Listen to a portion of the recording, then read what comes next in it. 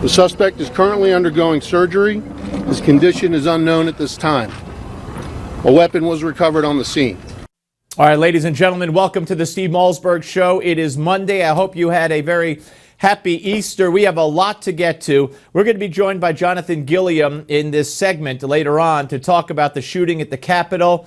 It was a 66-year-old man. We have his name. He's been to the Congress before. He's been causing trouble before. He went to the House and he shouted out that he was a prophet of God. This was in October, so police knew who he was. He tried to get in to the guest area with a gun. He pulled the gun and he was shot. An innocent bystander was wounded. So we'll have the latest update on that when we get to Jonathan Gilliam. But a couple of items before we get to the one and only Roger Stone, who has a lot to talk about, including breaking news regarding the delegate count on the Republican side, which is so important because Donald Trump needs 1, 2, 3, 7 to get the nomination, and they can't pull any shenanigans. A lot going on there, and with the Ted Cruz Inquirer story. But I just a couple of things that I do want to weigh in on.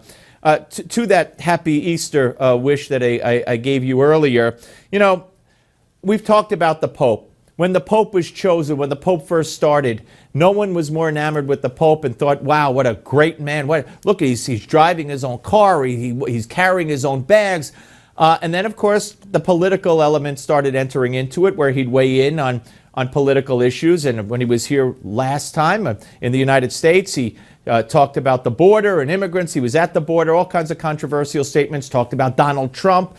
I'm just taken or struck by, not in a good way, by the way he, according to reports, I didn't hear him and I didn't translate it myself, but when he gave his Easter message, he said that we need to use weapons of love to fight the evil of terrorism. Weapons of love.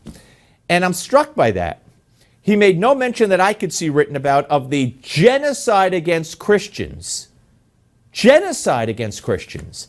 He made no mention that I could see of the crucifixion in Yemen by ISIS of a Catholic priest, an Indian Catholic priest from India who was captured 3 weeks ago and crucified by the animals on Easter Sunday.